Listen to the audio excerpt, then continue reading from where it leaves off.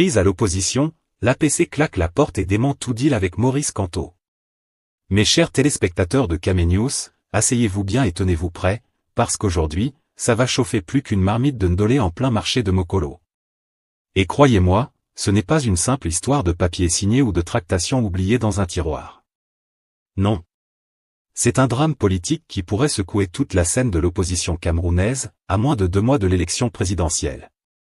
Le 10 septembre 2025, l'Alliance politique pour le changement, APC, a fait un geste qui ressemble à un coup de tonnerre dans un ciel déjà chargé. Elle dément formellement toute négociation avec le professeur Maurice Kamto pour désigner un candidat unique de l'opposition. Oui, vous avez bien entendu, pas de deal secret, pas de tractation clandestine, rien du tout. Comme on dit dans nos quartiers, même la poule qui picore dans la cour ne savait rien. Ne partez pas, parce que derrière ce communiqué, il y a un monde de complots, de secrets bien gardés et de stratégies politiques qui se jouent à huis clos. Chaque geste compte, chaque mot pèse, chaque silence parle plus fort que toutes les déclarations publiques. Ce n'est pas seulement un communiqué, c'est un signal envoyé à tous ceux qui pensaient manipuler l'opposition, un avertissement à ceux qui croyaient que l'APC pouvait être embarquée dans des combines sous table. Avant de plonger dans ce labyrinthe de stratégie et de rivalité, prenez un instant pour liker cette vidéo, vous abonner et activer la cloche. Sur Kamé News, on ne vous sert pas des nouvelles fades ou recyclées, ici, chaque info est bien épicée, pleine de rebondissements, et racontée sans filtre, avec ce ton satirique qui fait vibrer tout le Cameroun. Alors restez bien avec nous. Ce que vous allez entendre dans ce reportage n'est pas banal, ce n'est pas juste un communiqué de plus, c'est une plongée dans les coulisses d'une opposition qui se débat entre stratégie, ego et survie politique. Et croyez-moi, dans cette danse, chaque pas compte, chaque faux mouvement peut coûter cher. Partie 1. Les faits, qui a dit quoi et pourquoi ça chauffe. Mes chers téléspectateurs de Kamé News, asseyez-vous confortablement, serrez vos ceintures et préparez-vous à entrer dans le cœur brûlant de la tempête politique camerounaise. Parce que ce que nous allons vous raconter ici, ce n'est pas une petite querelle de quartier, c'est un véritable carnaval de communiqués, de rumeurs et de tractations qui se jouent à huis clos, et où chaque geste peut peser plus lourd qu'un sac de manioc au marché de Mokolo. 1. Le communiqué qui fait trembler l'opposition. Tout commence le 10 septembre 2025, lorsque l'APC publie son communiqué explosif, aucune personne, structure ou groupe n'a été mandaté pour négocier avec Maurice Kamto. Bam! Comme un coup de gourdin dans la ruche. Imaginez la scène, certains leaders de l'opposition avaient déjà commencé à répandre la rumeur selon laquelle des discussions secrètes auraient été engagées. Des initiatives individuelles, des « envoyés spéciaux », qui se présentaient comme des intermédiaires officiels, bref, un vrai marché politique où chacun vendait son poisson sans avoir de bassin. Et là, Jean-Michel Nincheux, coordinateur national par intérim de l'APC, sort son communiqué pour mettre de l'ordre dans ce chaos. Il rappelle avec une fermeté polie mais tranchante, on ne parle pas, on ne signe pas, on ne s'implique pas dans des combines que nous n'avons pas autorisées. Pour le dire à la camerounaise, c'est comme si on avait des enfants qui se chamaillent pour un bout de pain, et le chef du quartier arrive et dit, écoutez, ce pain n'est pas encore à vous, arrêtez de vous battre. 2. Les rumeurs et initiatives individuelles, un vrai feuilleton. Mais pourquoi se communiquer maintenant? Parce que dans les coulisses, ça bouillonne depuis des semaines. Plusieurs initiatives individuelles ont laissé entendre que l'APC était sur le point de rejoindre un deal avec Kamto. Certains dirigeants locaux ont parlé dans les cafés, sur WhatsApp, sur les réseaux sociaux, bref, les rumeurs allaient plus vite que le taxi-brousse de Mbouda. Ces initiatives ont créé un véritable brouillard, qui négocie quoi? Qui soutient qui? Qui parle au nom de qui? Résultat, les citoyens et même les militants se perdent dans ce labyrinthe de déclarations contradictoires. L'APC, en publiant ce communiqué, met donc un terme à cette confusion, rappelle que seules ses décisions officielles comptent, et que tout le reste est du vent politique. Dans le langage populaire, c'est comme dire, arrêtez de raconter des histoires pour impressionner le voisin, ce n'est pas votre pain. 3. Le contexte électoral, moins de 2 mois et la tension monte. Ne perdons pas de vue le contexte, la présidentielle 2025 approche à grands pas. Chaque communiqué, chaque mot, chaque geste a un impact direct sur le climat électoral. Les rumeurs de négociation ont déjà créé des tensions au sein de l'opposition, certains militants croyaient que l'APC soutenait Kamto, d'autres pensaient qu'elle préparait sa propre manœuvre. Résultat, division, confusion et inquiétude. Et ici, Mes amis, le pouvoir en place observe tout cela avec un petit sourire, une opposition désunie est un cadeau du ciel. Pas besoin de campagne agressive, pas besoin de stratégie compliquée, juste attendre que les partis s'en mêlent les pieds dans leurs propres contradictions. 4. La réaction de l'APC, prudence et fermeté. Mais l'APC ne se contente pas de dire « non », elle précise pourquoi. Selon le communiqué, elle s'est abstenue de réagir jusqu'à présent pour éviter la polémique inutile. Elle s'inquiète des manœuvres dolosives et des marches non concertées qui pourraient tromper l'opinion publique. Elle reste attentive à l'évolution de la scène politique et se réserve le droit de s'exprimer au moment opportun. En langage clair, l'APC dit au peuple et à ses alliés, on n'est pas des amateurs, on observe, on attend le moment parfait pour agir, et surtout, on ne se laisse pas manipuler. Pour le dire à la camerounaise même, c'est comme si un joueur de football restait sur le banc, mais que tous les autres joueurs sur le terrain couraient dans tous les sens. Quand le moment sera venu, ce joueur va entrer, dribbler tout le monde, et marquer le but. 5. Pour ceux qui pensaient manipuler l'APC en coulisses, un avertissement, c'est un avertissement, on voit tout, ce communiqué envoie notre discours et nos actions. Pour les alliés potentiels, c'est une invitation à respecter des règles claires et des mandats et à ne pas se laisser embrouiller par les rumeurs. Autrement dit, l'APC ne se laisse pas embarquer dans des combines secrètes comme certains autres partis. Elle pose ses conditions, garde son autonomie, et rappelle à tout le monde que la transparence et la prudence restent ses priorités. Conclusion de la partie 1. Alors, mes chers téléspectateurs, retenez ceci, derrière ce communiqué, il n'y a pas juste un simple démenti. Il y a une stratégie, un signal politique, et un avertissement à tous ceux qui pensaient jouer avec l'APC. La scène politique camerounaise est un véritable théâtre, et ce communiqué vient de tirer le rideau sur un acte crucial de cette pièce, celui qui croit tout savoir se trompe toujours, et celui qui manipule sous table risque de se brûler les ailes.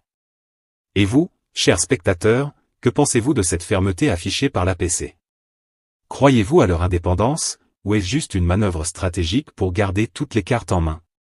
Écrivez-nous en commentaire, partagez vos avis et surtout, restez branchés sur Caménews, parce qu'ici, on vous raconte tout même, sans langue de bois.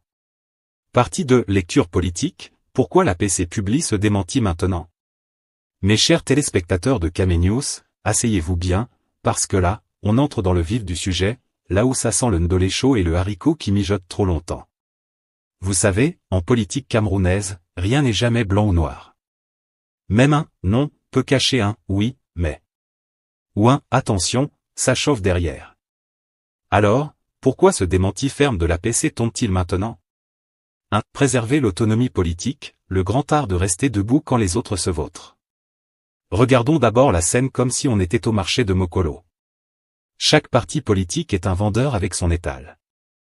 Il y a ceux qui crient fort, qui essaient de vous vendre un kilo de promesses à prix d'or, et puis il y a l'APC qui dit, moi, je ne crie pas, je ne signe pas, je n'ouvre pas ma bouche sans réfléchir.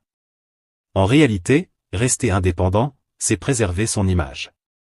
Imaginez un parti qui se laisse embarquer dans des tractations secrètes avec Maurice Kamto ou d'autres leaders de l'opposition. Demain, si la coalition échoue, on dira que l'APC a été complice, qu'elle a trahi sa base, qu'elle a vendu ses valeurs pour quelques miettes de pouvoir.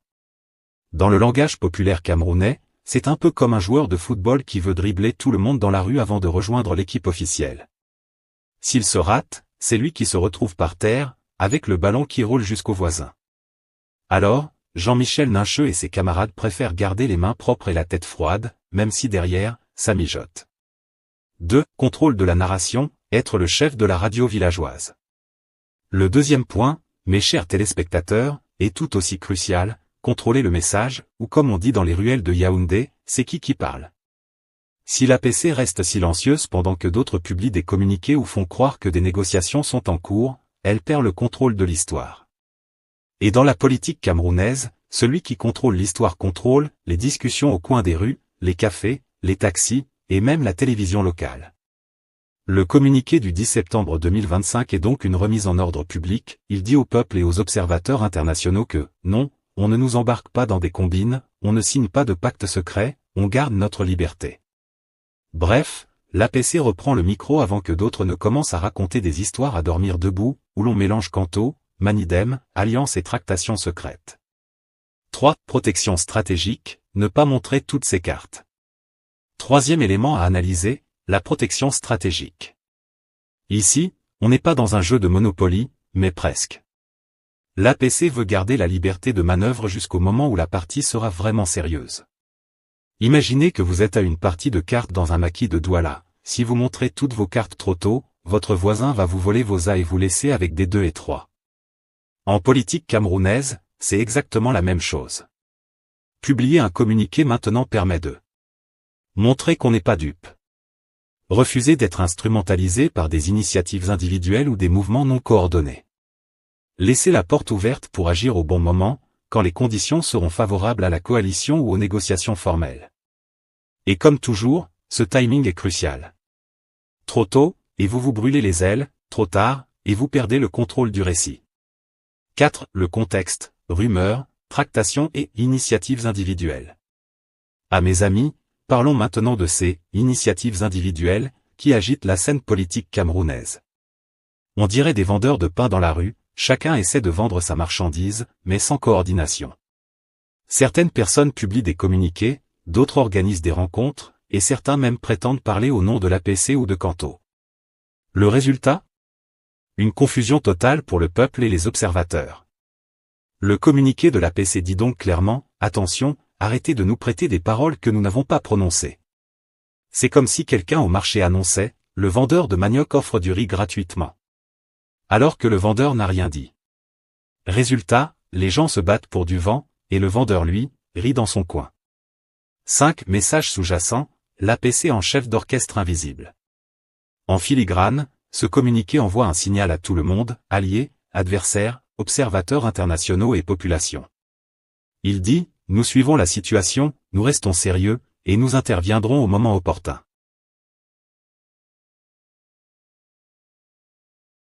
C'est du pur politique camerounaise 101, on montre qu'on existe, qu'on a de l'influence, mais sans s'embourber dans des tractations qui pourraient ternir sa réputation. C'est un message subtil mais puissant, l'APC est là, elle observe, elle ne se laisse pas bousculer, et surtout, elle a encore toutes ses cartes en main. Conclusion de la partie 2. Alors, chers téléspectateurs, la prochaine fois que vous entendrez quelqu'un dire « l'APC est avec Kanto », souvenez-vous de ce communiqué. Dans la jungle politique camerounaise, il vaut mieux garder ses mains propres, contrôler la narration et protéger ses arrières. Et vous pensez quoi? Est-ce que l'APC joue vraiment la carte de l'indépendance, ou est-ce juste du bluff pour mieux surprendre ses alliés et ses adversaires? Écrivez-nous en commentaire, partagez vos analyses et surtout, restez branchés sur Kame News, parce qu'ici, on vous raconte tout même, sans chichi ni détour. Partie 3. Ce que cela signifie pour l'opposition et pour l'élection. Mes chers téléspectateurs de Kame News, accrochez-vous, parce que là, on quitte la théorie pour entrer dans le vrai plat de résistance, les implications concrètes de ce communiqué sur l'échiquier politique camerounais. Et croyez-moi, si vous pensiez que l'opposition allait se tenir tranquille, détrompez-vous. Ici, ça ressemble à un match de football à Mbalmayo un dimanche pluvieux, tout le monde court dans tous les sens, personne ne marque, et la boue vole partout. Une opposition morcelée, un cadeau pour le pouvoir en place. Imaginez la scène, le pouvoir en place est assis confortablement dans son bureau climatisé, avec son plateau de ndolé et son thé chaud. Et dehors, l'opposition se dispute comme des enfants pour savoir qui tient le micro, qui signe le communiqué, qui fait la conférence. Résultat, personne ne présente un front uni. Et que dit le proverbe camerounais? L'union fait la force, la division fait le spectacle. Exactement. Une opposition morcelée est une manne pour le RDPC, plus les partis sont éparpillés, plus les électeurs sont confus, plus le pouvoir rigole derrière ses dossiers électoraux. Chaque communiqué contradictoire, chaque tractation secrète, chaque initiative individuelle, c'est un point marqué pour l'incumbe, sans même bouger le petit doigt. Si l'APC choisit de ne pas s'impliquer dans une coalition pour le moment, c'est très stratégique, mais cela amplifie la confusion dans les rangs de l'opposition. Et vous savez ce qui arrive à une opposition confuse au Cameroun? Elle finit comme un taxi bondé sur le rond-point de la Djoga, tout le monde crie, personne ne bouge, et au final, le chaos décide de la route. 2. Impact sur l'opinion publique, le spectateur au marché du samedi. Maintenant, regardons le point de vue du peuple. Dans le marché politique camerounais, chaque citoyen observe, écoute et analyse. Et quand il voit l'APC publier un communiqué clair mais que d'autres continuent à raconter n'importe quoi, le résultat est le scepticisme. Certains militants vont se dire, enfin, quelqu'un qui parle vrai. D'autres vont penser, ah non, encore un parti qui se dérobe. C'est exactement ce qu'on appelle la perception double, rassurer sa base tout en alimentant la méfiance chez les autres. Et comme toujours au Cameroun, la méfiance se transforme vite en discussion autour du thé ou du café, dans les salons, sur les réseaux sociaux, et même dans les taxis. Résultat, un électorat qui se pose des questions, qui hésite, et qui risque de se décourager juste avant l'élection. Et vous savez ce que ça signifie pour les leaders de l'opposition? Chaque mot, chaque communiqué, chaque geste compte. Parce que le public ne pardonne pas la confusion, il la sanctionne. Et si les tractations continuent en mode sous table, la population finira par se dire « encore des palabres, encore des promesses, encore du vent ». 3. Les tractations secrètes et leurs pièges, le ngondo politique.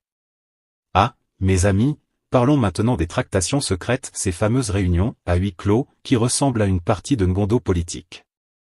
On sait que certains acteurs essaient de créer des alliances discrètes avec Kanto, d'autres tentent de rassembler les petits partis autour d'un candidat unique. Mais attention, au Cameroun, le secret dans la politique a toujours un prix. Les réunions cachées, les paroles non vérifiées, les mails et WhatsApp envoyés sous le manteau, tout cela finit par remonter au grand public, souvent déformé, amplifié, et transformé en scandale. Le communiqué de l'APC est donc un signal fort, on ne joue pas ce jeu-là, on ne signe pas de pacte sans mandat clair. Une manière élégante de dire, attention les gars, si vous continuez vos combines, vous allez tomber dans vos propres pièges.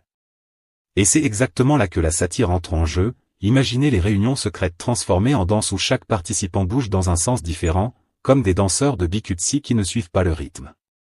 Résultat, aucune harmonie, beaucoup de bruit, et tout le monde s'épuise sans résultat. 4. Conséquences sur l'élection, qui rit le dernier? Et maintenant, la partie que tout le monde attend, le vrai impact sur la présidentielle. Si l'opposition reste éclatée et confuse, le pouvoir peut gagner par défaut, sans grand effort. Les électeurs hésitants peuvent abandonner le vote, convaincus que tous les partis sont les mêmes. L'image de l'opposition nationale et internationale sera fragilisée, donnant l'impression que le Cameroun est coincé dans un éternel cycle de division. Et si jamais une coalition finit par se former à la dernière minute, ce sera comme un match de football où l'équipe change de capitaine à la mi-temps, le public est déjà fatigué, les joueurs désorientés, et la victoire, loin d'être garantie. 5. L'appel à la transparence, évitez le pire.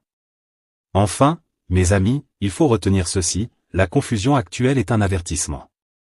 Si les partis de l'opposition veulent vraiment changer la donne, il faudra communiquer clairement, avec des mandats officiels et des messages unifiés. Évitez les tractations secrètes, sinon le peuple finira par se lasser et voter par défaut pour l'incumbe. Mettre le citoyen au centre, pour qu'il ne devienne pas un simple spectateur dans cette comédie politique. Sinon, comme on dit dans nos quartiers, c'est le mouton qui paie toujours pour les chèvres qui se battent. Et cette fois-ci, le mouton, c'est l'électeur camerounais. Alors, chers téléspectateurs, dites-nous en commentaire, avec votre franc-parler habituel, est-ce que cette confusion va profiter au peuple, ou au pouvoir en place? Êtes-vous optimiste pour une opposition unie ou pensez-vous que les combines vont continuer? Écrivez tout, partagez, likez, et surtout abonnez-vous à Camenews, parce que nous, on vous raconte tout même, avec les détails croustillants que personne d'autre n'ose montrer. Partie 4. Scénario plausible et recommandations pour l'opposition. Mesdames et messieurs, asseyez-vous bien, serrez vos ceintures comme dans un avion de Camerco avant le décollage, parce que cette partie-ci, c'est le vrai plat de résistance. Nous allons regarder en face 3 scénarios qui se dessinent, et croyez-moi, chacun a son parfum de ndolé réchauffé, de taro sans sauce, ou de beignet haricots qui a trop vu l'huile. Scénario 1, l'APC reste indépendante, la chaise au milieu du carrefour. Imaginez un vendeur de bananes au marché, il crie fort, il a des belles mains propres, mais quand les clients viennent, il dit « Non, je ne vends pas encore, j'attends le bon moment ».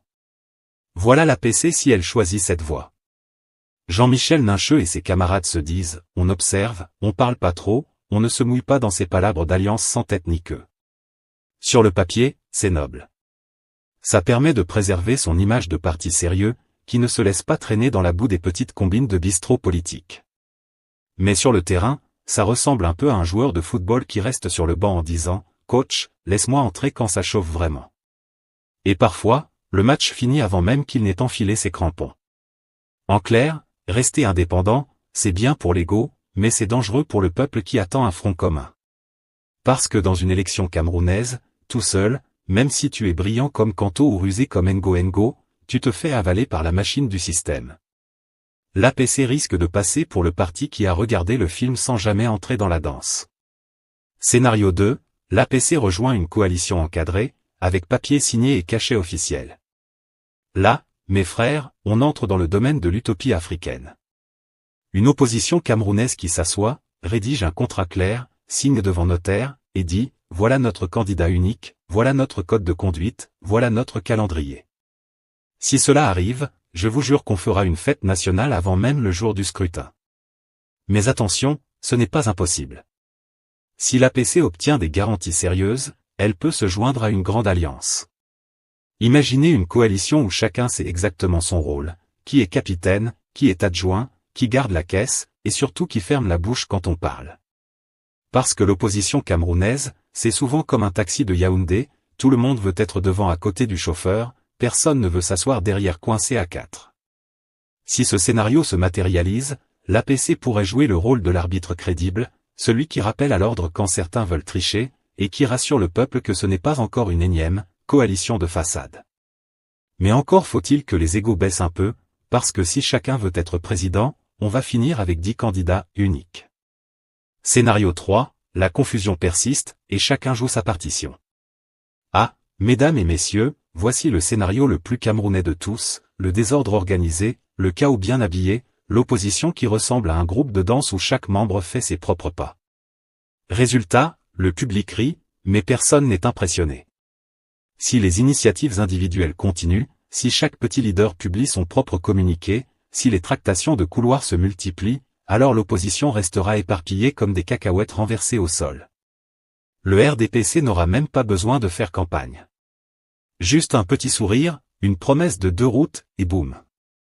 L'opposition se neutralise elle-même. Et le peuple dans tout ça?